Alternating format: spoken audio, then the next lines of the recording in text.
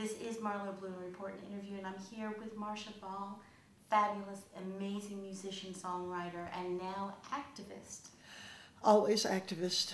Yeah.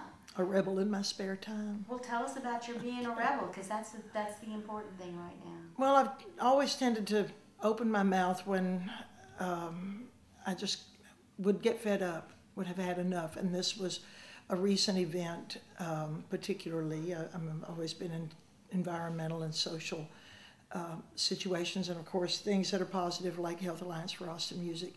But recently I became aware of the Texas legislature's defunding of women's health programs.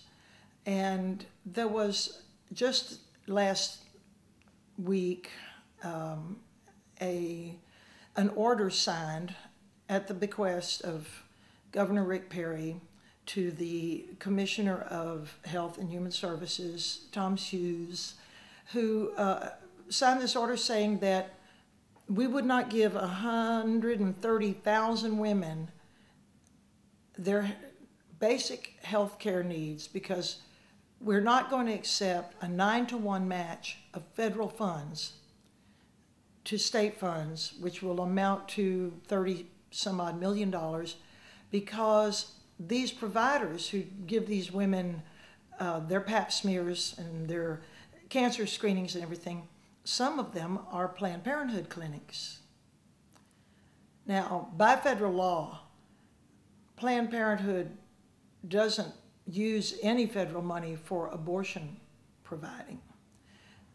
By all statistics, 3% of what Planned Parenthood does at all is provide abortions for people. And contrary to what I have read, other opponents of Planned Parenthood say they do not promote or profit from abortions anyway. That is all privately funded. Planned Parenthood is the provider of basic women's health services for 40% of Texas women.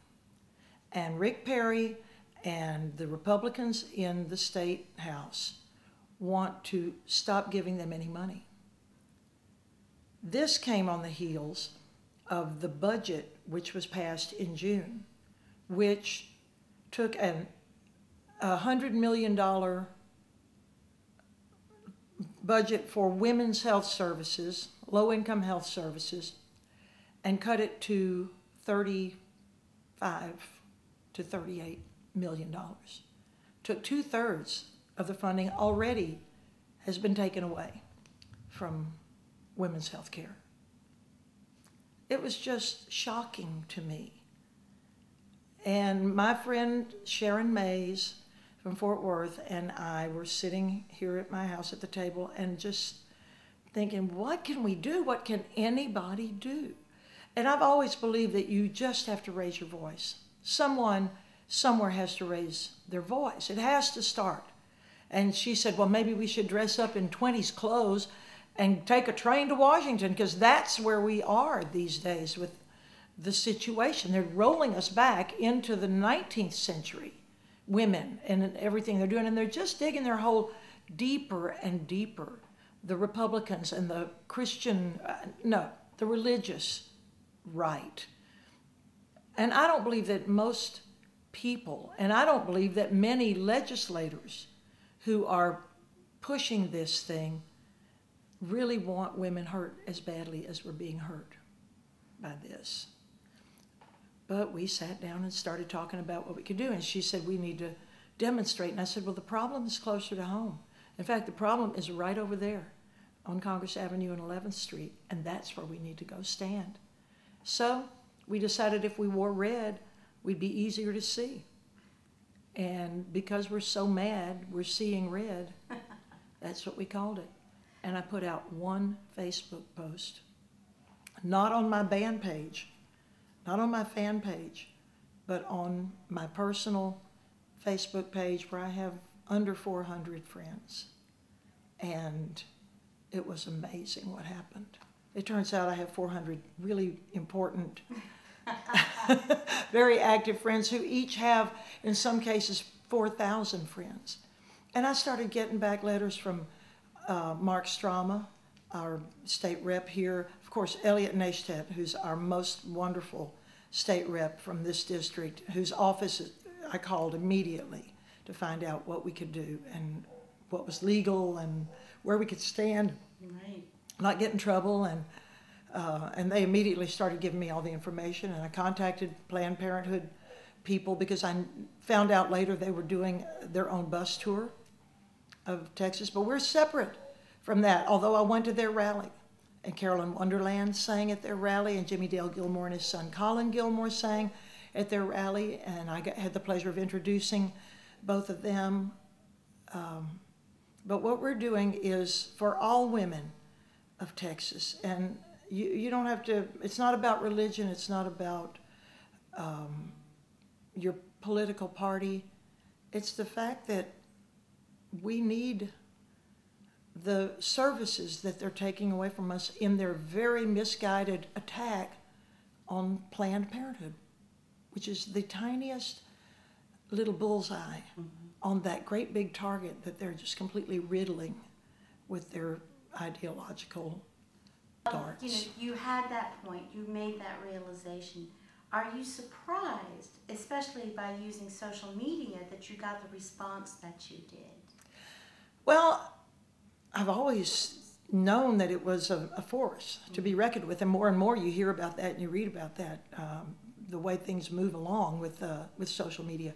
I am pretty surprised that that one post generated so much immediate interest, which then led to incoming inquiries, and then I sent out emails after that. Once again, not to my fan base, but to my more or less local base of friends here. But you know, if you have friends that are in the legislature, and if you have friends who you know are involved with all the liberal causes in town, the environmentalists and everything, we all run in the same circles, and they have prodigious mailing lists. And it was great. The mayor came to our first one. Several, Donna Howard and Mark Strama and Elliot were all there. Valinda Bolton, who was a former state rep here. We had important lawyers. And this is not by any means all women. We've had a lot of men supporting us. Dave Richards was at our first one. Jerry Jeff Walker's wife Susan was at the first one and came back to the second one and brought their granddaughter. Delbert McClinton was at our first one with his family. We had twice as many people the second time. I had terrible, terrible flop sweat. I really, really was afraid. I dropped off Sharon, my co-conspirator, and my neighbor behind me, the guy's mother-in-law is here in town visiting, and she came across the yard when we pulled up to gather up. She came across the yard in a red shirt and said, "Can I get a ride?" Yeah. So I dropped them off at 10 minutes to 12, and I'm just worrying the whole time, oh God, I hope people come. There were already 50 people there. Oh. So I think we probably realistically had 200 at the first one. Not all at the same time maybe, but 200 at one point, yes. And over 300 this time, maybe 4. And we had 12-year-olds making our signs, and 3 generations of some families there. We had a woman and her daughter and 2 nieces who drove up from Del Rio. I mean, the state is suffering. Clinics have closed all over the state, and not just Planned Parenthood. In Austin, the 42-year-old People's Community Clinic was receiving $500,000 a year, approximately, almost $500,000. And a clinic out in East Austin called El Buen Samaritano was receiving over $500,000 a year, 2010, 2011, 2012, nothing. We got nothing. So there's a sign on the door of the People's Community that says we can no longer provide these services for free. Do you think this is really a war on women or on Planned Parenthood specifically? It's strange because in the immediate case of, well, it's both. It's both, because in the immediate case of what we've been dealing with, their attack is on Planned Parenthood, to end Planned Parenthood, and it's a lightning rod. And it's easy for them to say, and they can say abortion and everybody freaks out. So they say Planned Parenthood and they tie it all together, and they ignore the other 97% of services that Planned Parenthood provides. It's an attack on that. But then it has rolled out into something truly bizarre, because you've opened the door to every extremist, every kook, every form of cleric. I mean, I coined the phrase Texas Taliban in my first email, and it's not far from the truth. If they let the clerics run the country, we're going to be blasted back into the Stone Age. Why would anybody, and if they say, this is what kills me, if they say they're against birth control, then they're being hypocrites. And I would like to stand up in the State House of Texas and say, who has used birth control? Who of your wives have used birth control? If you have not used birth control, raise your hand. It's ridiculous. I mean, it could get even more personal than that if people would tell the truth about what they're doing and what they have done. They're doing it for political gain. They're doing it because they perceive their base as a 55-year-old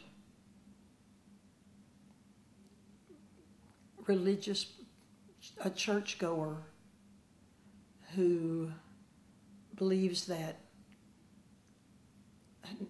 who says that, because I don't think they believe it. This is my other question. How many of you had premarital sex? Don't lie to me. How many people in this country, in this world, didn't have premarital sex? And they're pandering to this tiny little hypocritical base of people who want to control other people's lives, even down to their most private, most personal acts. Absolutely, yeah. Well, Marcia, what do you want people to do? I want, first of all, people to vote. I want people to read and to think. I want women to just stand up and say, we're not going to take this. You can't take these things away from us. You can't control us. I'd love for women to run for office. I'm talking to girls. We've been doing this for years. We were laughing about all us gray-haired women out there waving signs about birth control. Somebody asked, a friend of mine said today, somebody said, what do you use for birth control? She said, my age. It's not really our problem, except that we're compassionate about the people who are the residual victims of this action. We're compassionate because we think that families need to be cared for. And these people who are making this happen, and dare I say, it's the Republicans in the State House and in National Congress who are apparently being the most extreme practitioners of this body control and mind control. So I'd like people to vote better people in, first of all. I'd like people to not be hypocritical and to stand up and say, hey, wait a minute, this is not right. I'd like 1,000 people to show up next Tuesday in front of the Capitol wearing red. I'd like people to wear red all over town, all over Houston and all over Dallas. And we do have sympathetic movements. We have had people in other states. I've got a friend in Milwaukee who's spreading the word up there. I don't know. We're actually, there's talk because in the wake of the uproar about what's going on, this recent defunding of the women's health program. Rick Perry has been forced into a corner and has said that he will find the funding to make up for the loss of federal money. And by the way, it's a federal law. Obama didn't make the law.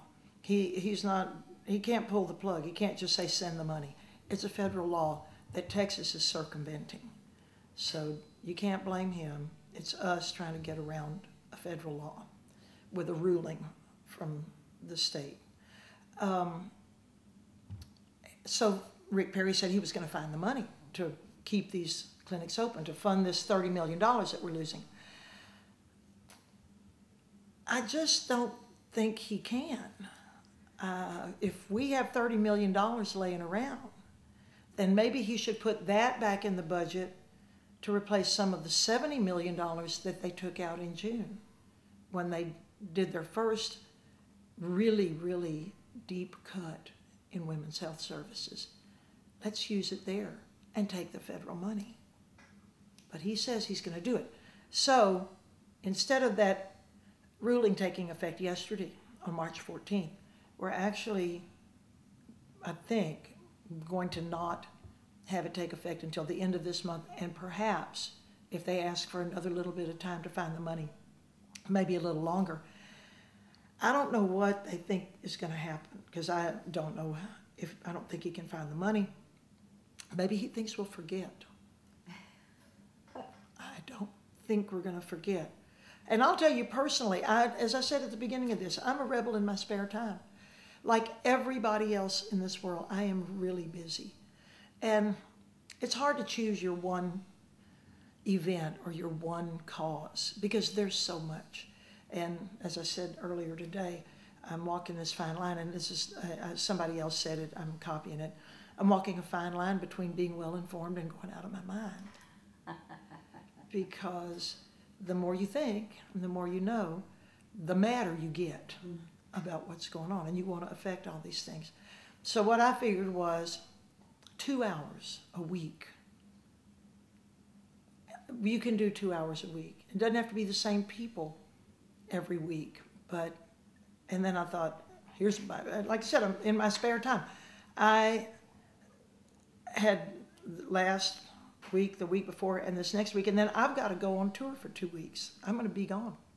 So I couldn't. So I thought, well, if I set this reachable goal, if it's a vigil, and by the way, in the original letter that I sent out, something else had happened that week. There's a foreign correspondent named Marie Colvin, and she was in Syria, and she was killed the week that we brainstormed this. She's 56 years old. She spent her entire life reporting from the most dangerous war zones in the world, bringing truth to people, reporting on injustice and inhumanity, while we could sit and glance at the headlines and walk away. And in honor of Marie Colvin, and in honor of Molly Ivins, who said, we'll never get anywhere until we get out in the streets and bang on pots and pans. And we have plenty of pots and pans at our rally. People bring their own pots and pans and their own signs, which are sometimes hilarious. We set in motion this very reachable goal: 3 weeks, 2 hours a week, noon to 2. And we'll go on. We'll keep our Facebook going. We may go back in April and start 3 more weeks. We're not going away. And I feel like we've made some progress. And it's just a manageable goal. And we're going to continue to talk to people. We'll propagandize now. We're in motion. So the next event will be this coming Tuesday. This coming Tuesday, March 20th. March 20th. Noon to 2. Noon to 2. Where do people meet? In front of the Capitol at the corner of Congress Avenue and 11th Street. Down by the street. We don't gather on the steps. You have to have a permit. But you can stand on the sidewalk. You can stand on the grounds. And we're a kind of a loud vigil. We're louder than your average vigil. What do people need to bring? Their entire families and 10 or 15 of their closest friends. And you can bring your own sign, or we've got cardboard and poster paint and a few signs. You know, our entire, at this point, I reckon that we have spent something around $95 on this project. Compared to the lobbyists which are passing this, which have spent hundreds and thousands of dollars. Oh, yeah. And wearing red, is it optional or requested? It's optional, or? but, you know, of course, I've met several now who said they didn't have a red shirt. I'm thinking, really? Nothing on red? You don't have red? No, we won't throw you out if you're not wearing red. All right. If you have a red burqa, that would be, I think, probably pretty effective. It would be effective, but very But hot. Carry a red umbrella. There you go. Marcia, thank you so much for doing this. We appreciate it. Any place that people can find more information on the web that you can turn them on? We have a Facebook page called Seeing Red, which is the name of our movement. Seeing Red, Save Women's Health Program in Texas. But usually lately, if you just hit Seeing Red, you'll see our Seeing Red logo. You can, I think, pull the logo off and print it out. There's lots of pictures of our various, our 2 events. We're rabble-rousing regularly. Well, you're doing it for people like me, and I appreciate it. Well, that's the thing. Story after story from people who have used, do use the Planned Parenthood clinics and all the other clinics that make care available to women in our state and in our country. They're just mean. Yeah. It doesn't make any sense. It doesn't make economic sense. For the amount of money that they're not spending on birth control, abortions are going to go up. You know, this is all the same flip side of the coin of the people who want to only teach abstinence in the schools and not any meaningful safety or sex education for our children. So it's unjust, it's inhumane, it's not economically feasible or viable, and it's just plain mean. Marcia Ball, thank you so much. You're so welcome for doing this. Yakety yak. Talk back.